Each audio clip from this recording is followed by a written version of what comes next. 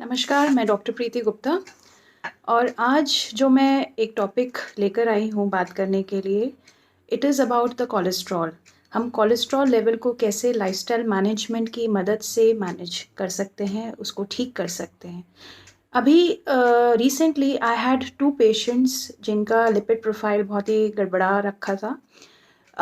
वो लोग बहुत डरे हुए थे and they really wanted to start the medication as soon as they can. लेकिन फिर हमने देखा कि जो उनका एचडीएल लेवल था वो ठीक था, एलडीएल लेवल थोड़ा सा बढ़ा हुआ था और जो कोलेस्ट्रॉल लेवल्स थे वो भी ठीक थे।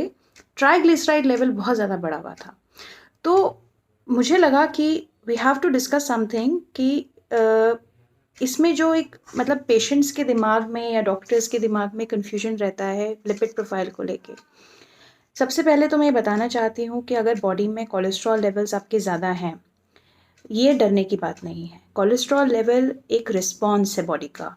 जब भी बॉडी में इन्फ्लेमेशन होएगी, जब भी बॉडी ठीक से काम नहीं कर रही होगी, जब भी आपकी बॉडी में इंसुलिन ज़्यादा प्रोड्यूस हो रहा होगा, इंसुलिन की इनसेंसिटिविटी हो रखी होगी, तो आपका लिवर आपका कोलेस्ट्रॉल लेवल को बढ़ाएगा। येस, 75% जो कोलेस्ट्रॉल हमारी बॉडी में बनता है वो लिवर के थ्रू बनता है। जब भी बॉडी में विटामिन डी लेवल्स कम हो जाते हैं, आप अच्छा डाइट नहीं लेते हैं, आपका लाइफस्टाइल ठीक नहीं होता है, आपके हार्ट के ऊपर प्रेशर रहता है और आप बहुत ज़्यादा अल्कोहल कंजम्पशन रहता है या फिर बहुत ज़्यादा स्मोकिंग रहता है, जो आपके खान पीन की जो हैबिट्स हैं वो ठीक नहीं रहती हैं, आपको इंसुलिन बढ़ रहा है बॉडी में, आपका जो डायबिटिक हैं आपका ब्लड शुगर लेवल्स रेगुलेटेड नहीं है, तो तब आपका कोलेस्ट्रॉल लेवल भी बढ़ेगा। तो अगर एक डायबिटिक पेशेंट है, वो थोड़े दिनों में कोलेस्ट्रॉल की दवाई पे आ जाता है और कोलेस्ट्रॉल की दवाई पे आते ही वो ब्लड प्रेशर मेडिसिन पे आ जाता है। तो what we have to do is that we have to correct the base, the root cause। वो हमें कैसे करना है? तो सबसे पहले हमें काम करना है अपने HDL को बढ़ाने में, which is high density lipoproteins. LDL which is low density lipoprotein, जो एक बैड कोलेस्ट्रॉल कहलाता है, उसको हमें रिड्यूस करना होता है। और जो ट्राइग्लिसराइड्स होते हैं उनको हमें रिड्यूस करना होता है। ट्राइग्लिसराइड्स इज़ द आप उसको इमेजिन करिए कि जैसे फैट सेल्स हैं, वो आपके ब्लड की आर्टरीज़ में, आपके कैपिलरीज़ में घूमते हुए सेल्स हैं और वो कहीं ना कहीं प्लाक फॉर्मेशन करते हैं। तो मैं कुछ आपको पॉइंट्स बताऊंगी जिसके थ्रू, ये इजी लाइफस्टाइल मैनेजमेंट्स हैं जिसके थ्रू आप अपना कोलेस्ट्रॉल लेवल को बैलेंस आउट कर सकते हैं और वो ब्लड प्रेशर मेडिसिन पे आ जाता है। तो what we have to do is that we have to correct the base, the root cause. वो हमें कैसे करना है? तो सबसे पहले हमें काम करना है अपने HDL को बढ़ाने में, which is high density lipoproteins. LDL which is low density lipoprotein, जो एक बैड कोलेस्ट्रॉल कहलाता है, उसको हमें रिड्यूस करना होता है।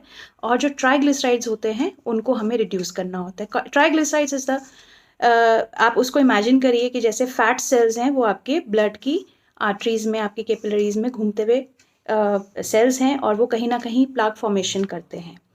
तो मैं कुछ आपको पॉइंट्स बताऊंगी जिसके थ्रू, ये इजी लाइफस्टाइल मैनेजमेंट्स हैं जिसके थ्रू आप अपना कोलेस्ट्रॉल लेवल को बैलेंस आउट कर सकते हैं और अपना HDL टू LDL जो रेशियो है उसको ठीक कर सकते हैं, अपने ट्राइग्लिसराइड्स को आप रिड्यूस कर सकते हैं। सो नंबर 1 जो चीज़ आपको करनी है वो है that you have to work on your vitamin D levels. अपने विटामिन डी लेवल्स को करेक्ट करिए।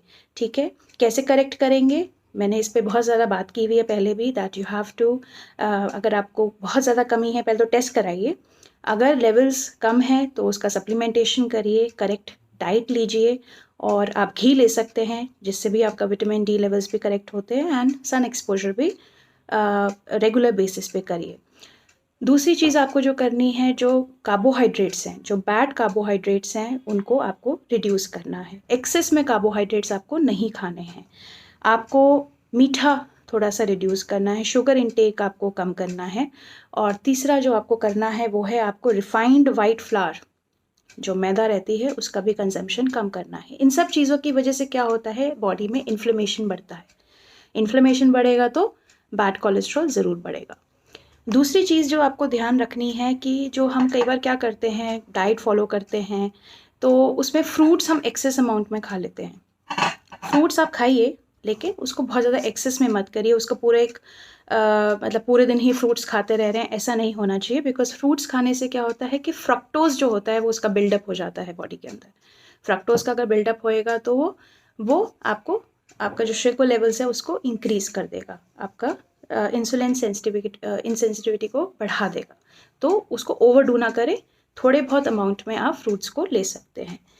तीसरी चीज़ जो आपको करनी है, आपको अपना जो हार्ट फ्रेंडली जो फूड्स होते हैं उनको आपको इंक्रीज़ करना है। वो कैसे करेंगे? आपको ओमेगा 3 फैटी एसिड्स लेना है, आपको गुड फैट्स लेने हैं, आपको फ्लैक्स सीड्स लेना है, आपको वॉलनट लेना है, आपको नट लेना है। अगर आप नॉन वेजिटेरियन हैं तो आप होल एग्स ले सकते हैं, फ़िश ले सकते हैं। तो ये अच्छे सोर्सेज होते हैं आपके गुड फैट्स के, ठीक है। उसके बाद जो आपको करना है वो है कि आपको अपनी फ़िज़िकल एक्टिविटी को आपको फ़िज़िकली एक्टिव रहना है थ्रू आउट द डे। ऐसा नहीं है कि आपने सुबह आधा घंटा एक्सरसाइज करी और बाकी के जो पूरा दिन है आप 9 घंटे 10 घंटे आप बैठ के बिता रहे हैं। आप थोड़ा सा फ़िज़िकली एक्टिव रहिए through out the day. Exercise को हमेशा अच्छे खान पान को एक्सरसाइज के साथ सप्लीमेंट ज़रूर करना चाहिए, तभी वो बैलेंस आउट होता है। उसके बाद हम बात करेंगे नींद की। नींद का बहुत बड़ा रोल है when it comes to your cholesterol management. तो अच्छी 6 से 8 घंटे की नींद ज़रूर लेनी चाहिए, उससे हमारी बॉडी की इन्फ्लेमेशन भी कम होती है एंड हमारी हार्ट हेल्थ भी बेटर होती है। अगर आप लोग अल्कोहल कंज्यूम करते हैं, अभी जैसे कुछ लोग कहते हैं मुझे आके कि भाई हम लोग 6-7 दिन तो हमने बहुत ही कम लेते हैं एंड जब वीकेंड होता है तो हम अच्छे से we binge on our alcohol intake. तो ये गलत तरीका है। आप अगर अल्कोहल लेना पसंद करते हैं तो उसको बहुत ही कम मात्रा में लीजिए, क्योंकि कहीं ना कहीं आपके लिवर पे उसका असर पड़ता है। So smoking and alcohol should be under the मतलब लिमिट्स होना चाहिए। बहुत ज़्यादा उसको ओवरडू ना करें, और अच्छा रहेगा उसको जितना रिड्यूस करेंगे उतना ही आपके लिए अच्छा रहेगा। फिर मैं बात करूँगी कि ऑयल्स के बारे में। ऑयल कैसा लें खाने की कुकिंग के लिए? तो मैंने बहुत सारे लोगों को देखा है कि वो अब ऑलिव ऑयल में कुकिंग करने लग गए हैं। They have switch to olive oil. हमें ये सब अंडरस्टैंड करना चाहिए कि जो ऑलिव ऑयल है वो इंडियन कुकिंग के लिए नहीं बना है। It is not for the high temperature cooking के लिए नहीं है, जो फ्राइंग के लिए हम यूज़ करते हैं। तो अपने जो हम लोकल ऑयल्स हैं उसी को स्टिक करें। लोकल ऑयल जैसे ग्राउंडनट ऑयल हो गया, आपका मस्टर्ड ऑयल हो गया, आपका घी हो गया, आपका तिल का तेल हो गया, सीसम ऑयल हो गया। सो ये जो लोकल ऑयल्स हैं हमारे, हम सिर्फ उसी को यूज़ करें। फिर मैं बात करूँगी कि जो स्ट्रेस है, स्ट्रेस का एक बहुत मेजर रोल है। स्ट्रेस को हमें रिड्यूस करना है। स्ट्रेस हम कैसे रिड्यूस करेंगे? प्राणायाम से करें, मेडिटेशन करें, अपने स्ट्रेस लेवल्स को रिड्यूस करें। स्ट्रेस लेवल जैसे ही रिड्यूस होगा तो आपकी बॉडी के जो इन्फ्लेमेशन है वो भी रिड्यूस हो जाएगी। हमें अपने खान पान में अच्छे से प्रोबायोटिक्स, फर्मेंटेड फूड, इसको ज़रूर लेना है। इससे क्या होता है, हमारा गट अच्छा होता है। गट अच्छा होएगा तो इन्फ्लेमेशन अपने आप से कम हो जाएगी। तो ये कुछ पॉइंट्स हैं, ये कुछ लाइफस्टाइल मैनेजमेंट्स हैं जो अगर आप डेली बेसिस पे फॉलो करेंगे। बाहर का खान पान कम कर दीजिए। आप देखेंगे कि जैसे आपने बाहर का खान पान थोड़ा सा कम कर दिया, आप होम कुक्ड फूड ले रहे हैं, अपने आप कुक करते हैं, आपको पता है उसमें कितनी मात्रा में तेल जा रहा है, कितनी मात्रा में उसमें आप सॉल्ट डाल रहे हैं, शुगर डाल रहे हैं।